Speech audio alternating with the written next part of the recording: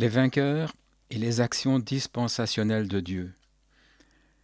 Alors tout d'abord, quand on entend le mot dispensation, il faut bien comprendre qu'il s'agit de l'œuvre de Dieu au temps présent.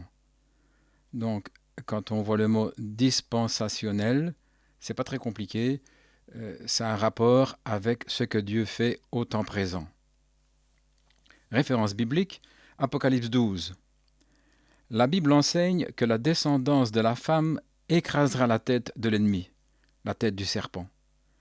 Dans Genèse 3, la descendance de la femme fait référence tout particulièrement au Seigneur Jésus, mais les vainqueurs représentent également une partie importante dans cette descendance. La descendance de la femme inclut l'Église, et tout particulièrement les vainqueurs.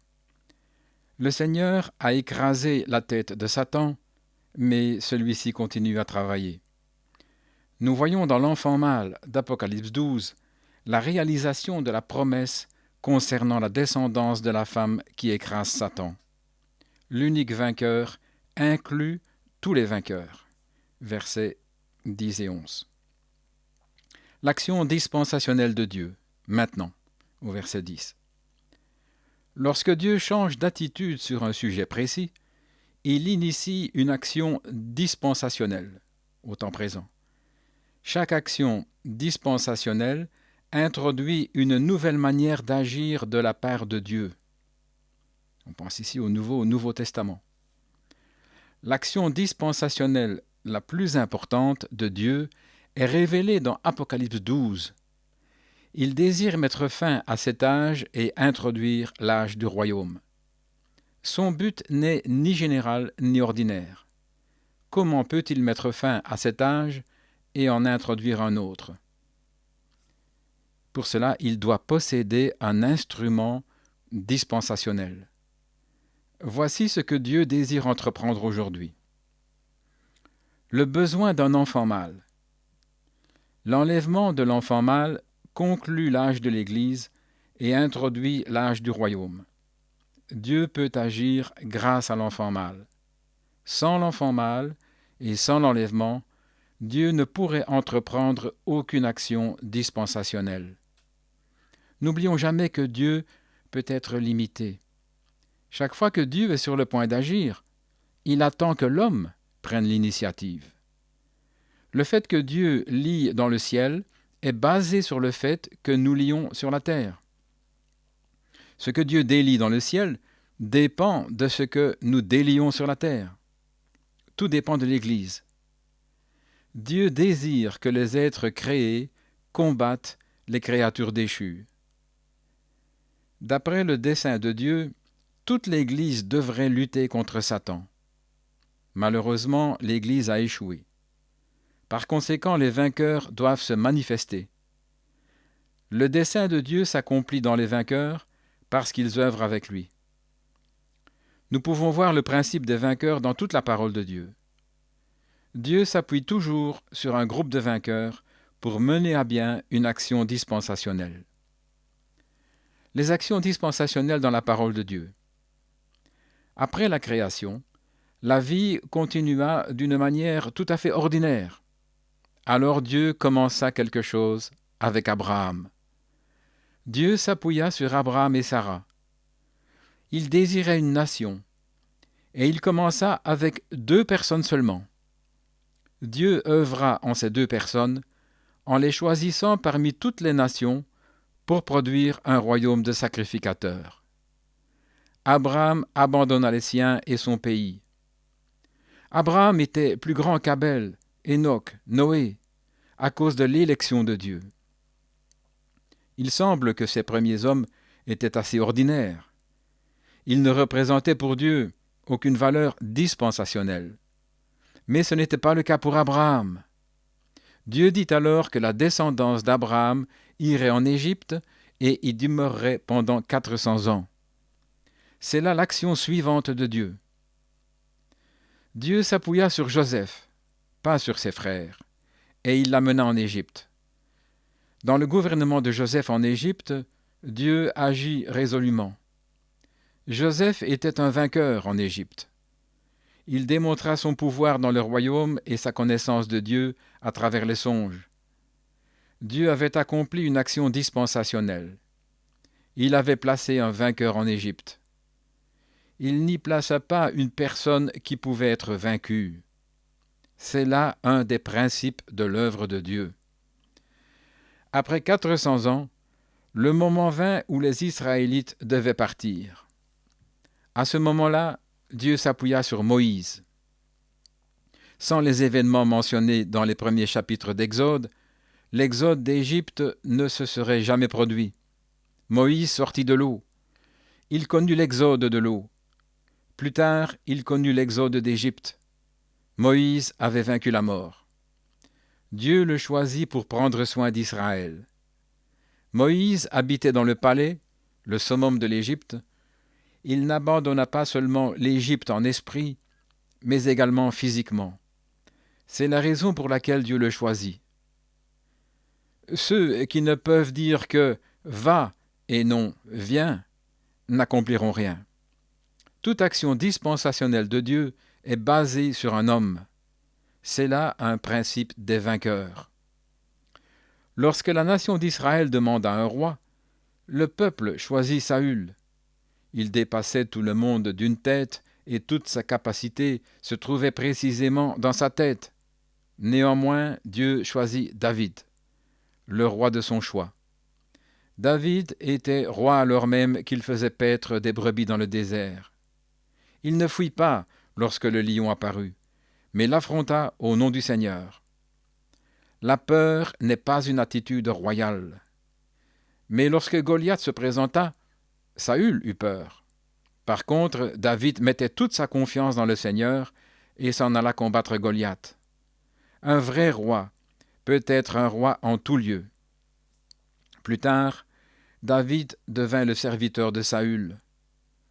Lorsque Saül devint son ennemi, David eut l'occasion de le tuer, mais il ne la saisit pas. Celui qui ne peut se dominer n'est pas digne d'être roi. Aucun roi d'Israël ne fut supérieur à David. Il fut le seul à être appelé le roi David parce qu'il avait une valeur dispensationnelle pour Dieu. Lorsqu'Israël fut mené captif pendant 70 ans, Dieu avait prévu une autre action dispensationnelle pour Israël à cause de Néhémie. Celui-ci était un véritable vainqueur. Pendant qu'il servait un roi étranger, il préparait son retour à Jérusalem. Il ne fut aucunement impressionné par Shushan, Suse, et par les affaires du palais. Dieu put accomplir une action dispensationnelle parce qu'il avait gagné à lui Néhémie. Au début du Nouveau Testament, un groupe de personnes spéciales attendait le Seigneur Jésus à Jérusalem. Anne, Siméon et tous ceux qui attendaient la rédemption d'Israël. Luc 2, 38. Leur attente introduisit la plénitude des temps, c'est-à-dire le Seigneur Jésus. Dieu ne fait pas les choses automatiquement. Il attend que ses enfants collaborent avec lui. Le Seigneur a deux œuvres sur terre, la rédemption et l'édification de l'Église. L'Église est édifiée sur cette pierre, sur ce roc, de Matthieu 16, 18. Les apôtres furent les premiers à demeurer sur cette pierre. Ils étaient faibles dans la chair, mais leur esprit n'était pas faible. C'est la raison pour laquelle les 12 apôtres occupent une position spéciale. Pas même Paul n'est compté parmi eux, car ils étaient des instruments dispensationnels. Paul affirma être le plus petit que le moindre des apôtres. Les apôtres et les disciples attendirent dans la prière à Jérusalem pendant 10 jours. Ils auraient pu dire « Nous avons une grande œuvre à accomplir après ces jours-ci, il vaudrait mieux nous reposer maintenant. » Au contraire, ils priaient. Ils étaient 120. Mais où se trouvaient tous ceux qui avaient suivi le Seigneur? Il est évident que tous n'œuvreront pas avec Dieu. Ces 120 personnes étaient des vainqueurs. Les actions dispensationnelles dans l'histoire de l'Église. Dans l'histoire de l'Église, la première action importante fut la Réforme. Dieu utilisa Luther lors de cette action dispensationnelle. Il utilisa également les frères, Darby, Grove et Grant furent des instruments entre ses mains. Après le réveil de Galles, du pays de Galles, Dieu commença une nouvelle action. Evan Roberts connaissait le combat spirituel. Il savait comment vaincre Satan. La vérité du royaume commença à être révélée en 1924. Après 10 ans d'absence, Evan Roberts déclara « J'ai prié les prières du royaume ».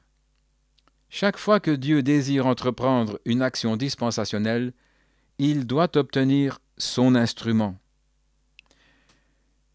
Nous trouvons-nous à la fin de cet âge? Si tel est le cas, le royaume commencera bientôt. Si une action dispensationnelle est effectivement sur le point de se produire, Dieu a besoin d'un instrument. L'œuvre générale n'est plus appropriée. Les enfants de Dieu manquent de vision. Ils ne voient pas la gravité et l'intensité de la situation. Maintenant est une question de dispensation. Il n'est plus suffisant d'être un bon serviteur du Seigneur, cela n'est pas très utile pour Dieu. Veuillez prendre note que nous ne prétendons pas que ce serviteur n'ait d'aucune utilité. Mais que faisons-nous pour achever la dispensation actuelle? Que faisons-nous pour introduire l'âge suivant? Nous vivons une époque très spéciale, qui exige donc des chrétiens particuliers accomplissant une œuvre spéciale. Aujourd'hui, Dieu attend l'enfant mâle. Seul l'enlèvement peut précipiter les événements mentionnés dans Apocalypse 12, verset 10. Dieu suit un ordre établi, et il œuvre conformément à cet ordre. Il ne fixe plus les yeux sur l'Église, mais plutôt sur le royaume. Un vainqueur œuvre conformément au principe du corps. Le principe du corps annule le sectarisme et l'individualisme. Après l'enlèvement, la femme sera persécutée pendant 3 ans et demi. Parmi ses enfants, beaucoup connaîtront les tribulations, mais Dieu les préservera. Un vainqueur n'échappe pas forcément aux tribulations. Cela n'est pas l'objectif. Nous devons discerner quelle est la valeur de l'enlèvement pour le Seigneur et non pour nous-mêmes. L'action dispensationnelle à laquelle participe l'enfant mâle est la plus importante, parce qu'elle renverse le pouvoir de l'homme et le pouvoir du diable et introduit le royaume. Nous vivons à une époque très privilégiée. Nous pouvons faire ce qui est vraiment utile pour Dieu. La lumière nous montrera le chemin, mais la force et la puissance nous permettront de suivre le chemin. Il faut payer un prix élevé pour être utile aujourd'hui. Ces paroles, cette lecture que je viens de lire, ne date pas d'aujourd'hui. En fait, cela vient de la fin des années 1930, début 1940, et cela résulte des prédications d'un évangéliste chinois qui est mieux connu sous le pseudonyme de Watchman Nee.